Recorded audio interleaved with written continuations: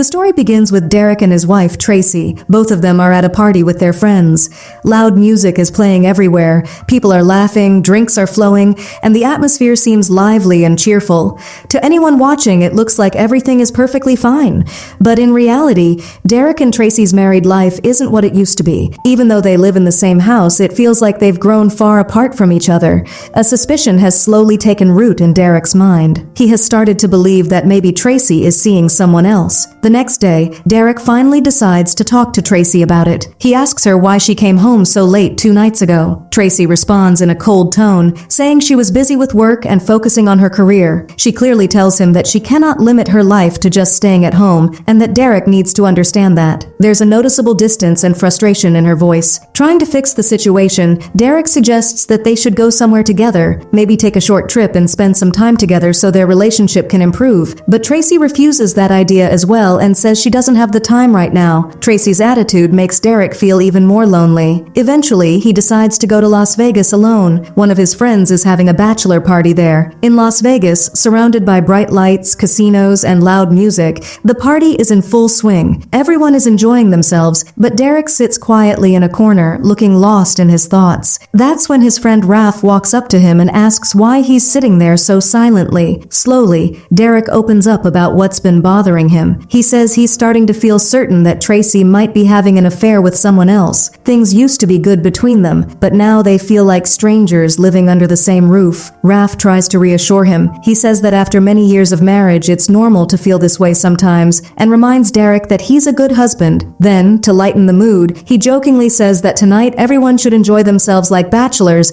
and forget their worries for a while. After hearing Raph's words, Derek tries to relax a little. Just then, his eyes land on a woman standing in the crowd. Their eyes meet, and for a brief moment, it feels like time stops. Soon, with a slight smile, they start talking. Gradually, the conversation turns into playful flirting. Derek hides his real name and introduces himself as Darren. The woman smiles and tells him her name is Valerie. While talking to Valerie, Derek begins to feel lighter. For the first time in a long while, it feels like someone is truly listening to him. Then Valerie smiles and asks him to dance, and Derek doesn't refuse. The two of them start dancing together to the music. Slowly, the distance between them fades away. The atmosphere grows more intimate, and before they realize it, they end up kissing each other. As the night goes on, they eventually leave together and head to a room where their closeness deepens even further. The next morning, Derek wakes up early because he has to leave and head back home. As he gets ready to go, Valerie also wakes up. Derek starts looking for his phone, but he can't find it anywhere. Then Valerie calmly tells him that she placed his phone inside the room's safety locker. When Derek asks for the password, Valerie laughs and says she'll only tell him if he agrees to spend a little more time with her. Derek feels uncomfortable for a moment, but eventually he agrees. After some time, he finally gets his phone back and soon leaves the place. After that, Derek returns to his city. The next day, when he reaches his office, his cousin Tyrone comes to meet him. Tyrone looks worried and says he needs to visit his mother but doesn't have any money. Without asking too many questions, Derek gives him the cash. The two share a bond like brothers,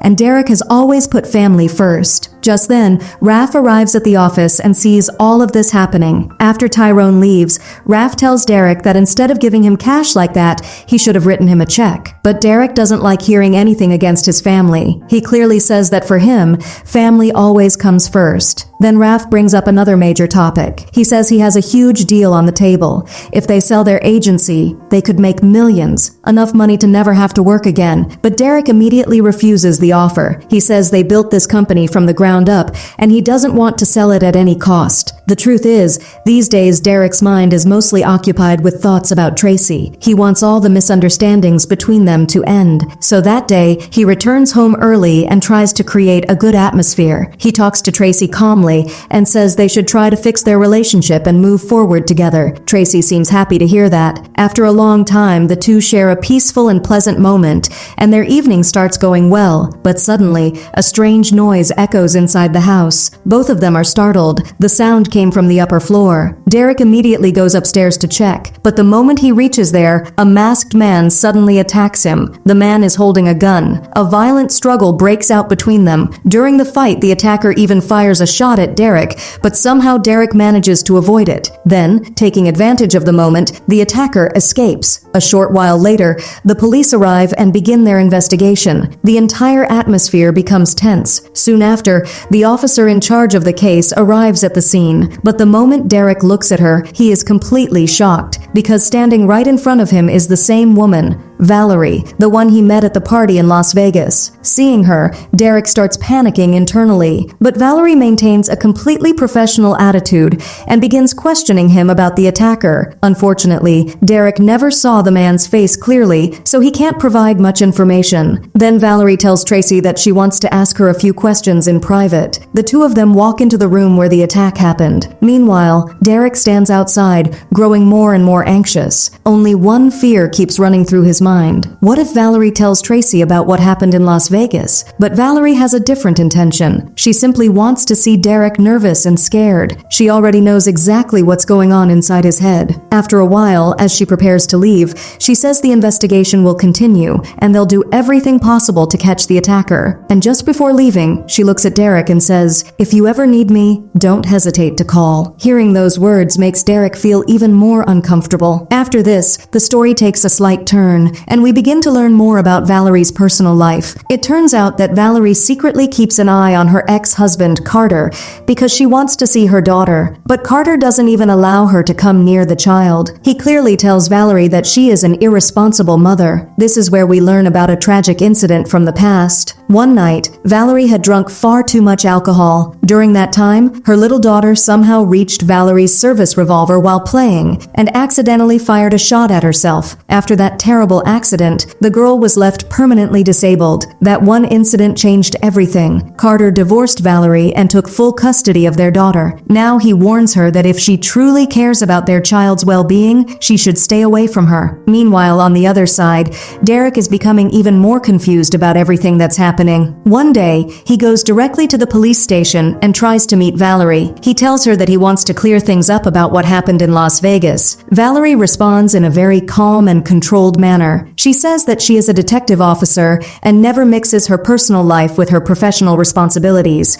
She assures him that she has no intention of telling Tracy about their one-night encounter, so Derek doesn't need to worry. However, she does say one important thing. She promises that she will find out who attacked Derek that night. At the same time, she warns him to stay careful. After this meeting, even more questions start rising in Derek's mind. He returns to his office and begins searching for Valerie on the internet. The more he reads about her, the more confused he becomes. Later that evening, when he returns home, he is shocked once again, because Valerie is already there, talking to Tracy. Seeing this makes Derek's heart start pounding rapidly. But Valerie explains that she just came to re-examine the room where the attack happened. As time passes, something surprising begins to happen. Derek and Tracy's relationship slowly starts improving. The two begin talking more openly than before. Then one day, Tracy leaves town for a few days because of work. Now, alone in the house, Derek keeps going back to the same question again and again. Who attacked him that night? When he discusses this with his friend Raph raises a suspicion. He says it's possible that Tyrone might have broken into the house to steal something, since he knows every corner of the place. But Derek immediately refuses to believe that. He simply cannot bring himself to suspect his cousin. At the same time, another thought keeps bothering him deep inside. He begins to feel that maybe Valerie is playing some kind of mind game with him and enjoying watching him feel scared and confused. And from this point on, the story becomes even more mysterious, because Derek still doesn't realize that the real game is only about to begin. Just when Derek is about to return home one day, suddenly Valerie signals for him to stop his car on the road. Derek is surprised, but Valerie tells him that there is an important piece of evidence related to the case that they need to discuss. Then she asks him to sit in her car. After driving for a while, Valerie takes him slightly outside the city, near a beach house. Once they arrive, she hands Derek a pair of binoculars and asks him to look at a house in front of them. The moment Derek looks through the binoculars, his breath almost stops. Inside the house, he sees his own wife, Tracy, and with her is his most trusted friend, Raph. The two of them are extremely close, clearly in a romantic and intimate moment together. The moment Derek sees this, a volcano of anger erupts inside him. On his face, both disbelief and heartbreak are clearly visible. He can't even understand what he should do in that moment. With rage and a shattered heart, he tells Valerie, "You've shown me what you wanted to show. Now just leave me alone." In a calm voice, Valerie says that there's one more important thing she needs to tell him, but she also adds that he should call her once his anger cools down. After saying that, she leaves. Now Derek is completely broken. The suspicion that had slowly grown in his heart has now become reality. Meanwhile, Valerie goes to meet her ex-husband Carter. She tells him that she has filed a petition in court to regain custody of their daughter. But Carter is no ordinary man. He is a powerful and wealthy politician. Laughing arrogantly, he tells Valerie that he has already bought the judge and that she will never get custody of their daughter. Not only that, he also threatens her. He tells her that if she wants a peaceful life, she should stay away from their child. Hearing this, Valerie burns with anger from the inside. The frustration and helplessness are clearly visible in her eyes because she wants to get her daughter back at any cost, but every time, she keeps failing. That same night, the story shifts back to Derek. Derek goes to Valerie's house to meet her because Valerie had called him and said there were some very important details related to the case that he needed to know. When Derek arrives, Valerie gets straight to the point. She tells him that she is now convinced that the attack on him was actually planned by Raph and Tracy. Derek is shocked and asks, "How can you be so sure about that?" Valerie calmly replies that she is very good at solving cases, and to her, everything looks very clear. If Derek had died, 50% of the company would have automatically gone to Tracy, and Raph already owns the other 50%, which means if Derek were out of the way, the two of them would become the complete owners of the company. Valerie then warns him that they might try to attack him again, so he needs to stay extremely careful. But then she says something that shakes Derek to his core. She tells him the smartest thing to do would be, before they attack again, you eliminate them first. For a moment, Derek goes silent. Inside his mind, anger, betrayal, and fear are all colliding at once. In the middle of all this, Valerie once again tries to get close to him, and within moments, the two of them are swept away by another emotional storm. The tension in the room grows so intense that things around them even begin to break. But this time, Derek doesn't feel any peace, only confusion and suspicion. After a while, he quietly leaves without saying anything. Valerie is left alone, but only one thought is running through her mind. She has to get her daughter back, no matter the cost, and how far she is now willing to go for that is something Derek still doesn't understand. Just before morning breaks, several police cars pull up outside Derek's house. A few officers enter and tell him that he needs to come with them. Derek is shocked and asks what's going on, but the officers don't give him any answers. The situation feels so serious that fear slowly starts creeping into Derek's mind. When they arrive at the police station, Valerie shows up there as well. Derek immediately asks her, "What is all this about?" Valerie responds in a calm voice, "If you tell me everything honestly, maybe I can help you." Then she places a few photographs in front of him. The moment Derek looks at those pictures, the ground seems to slip beneath his feet. In the photos, the dead bodies of Tracy and Raph are lying there. Derek is shaken and immediately says, "I didn't do this." But Valerie accuses him. She says that this is exactly what Derek wanted. After leaving his house, he went straight to the beach house and killed both of them. She even points out the evidence. Derek's wedding ring was found at the crime scene. Now Derek realizes that he is badly trapped. He honestly explains that yes, he did go to the beach house, but not to kill them. He only wanted to see with his own eyes how the people he trusted were betraying him. He says that he caught them red-handed, and in anger, he threw his wedding ring in front of Tracy before leaving. But now, after hearing this story, no one is ready to believe him. Slowly, the case begins spreading across the media because Derek is a well-known businessman in the city. Soon, everyone is talking about it everywhere. Later, after Tracy's funeral, Derek returns home with his mother and his cousin Tyrone. The atmosphere is already heavy and emotional. Just then, Valerie shows up outside the house to talk to him. Derek angrily asks, "What are you doing here? I didn't commit any murder." Valerie replies that the case is very complicated, and no matter what the truth is, people are not going to believe him. But during the conversation, she accidentally says a small detail, and suddenly, Derek realizes something shocking. He understands that Valerie herself is the one who actually killed them. Derek immediately asks, "Why did you do this?" Valerie doesn't exactly deny it, but instead, she gives Derek a direct warning. She says, "You can't do anything against me. "I'm a police officer. If you try anything, I can shoot you right now in self-defense." Hearing this, Derek is completely stunned from the inside. After this, Derek tells Tyrone the entire truth. Tyrone becomes furious and says he's going to teach Valerie a lesson. Derek tries to stop him. He tells Tyrone that this situation requires careful thinking because Valerie might be playing a much bigger game. For now, it would be better to stay away from her. But Tyrone is too angry to listen. That same night, he goes straight to Valerie's house with his friend Vampy. The two break into the house, and Tyrone points a gun at her and demands, "Why did you ruin Derek's life?" Valerie says nothing. Then suddenly, she claims that she isn't feeling well and needs to use the bathroom. Tyrone falls for it and lets her go with Vampy, but that turns out to be his biggest mistake. The moment Valerie reaches the bathroom, she pulls out a hidden gun and shoots Vampy first. Before Tyrone can even understand what's happening, Valerie steps out and shoots him as well. Within seconds, everything is over. After that, Valerie plays another dangerous move. She uses Tyrone's phone to call Derek and tells him to come to the beach house at exactly 9 a.m. the next morning. The next morning, Derek arrives there and immediately asks about Tyrone. Valerie responds in a very cold tone, "He came last night with his friend to kill me, so I had to eliminate him in self-defense." Hearing this, Derek realizes that the situation has now reached a very dangerous point, and the real enemy is finally standing right in front of him. The moment Derek hears this, his anger explodes. He suddenly lunges at Valerie and snatches her gun. The atmosphere becomes extremely tense. Valerie tells him to stay calm and tries to explain that if he does something foolish right now, he will only put himself into deeper trouble. Slowly, Valerie begins revealing her game. She explains that in the murder case of Tracy and Raph,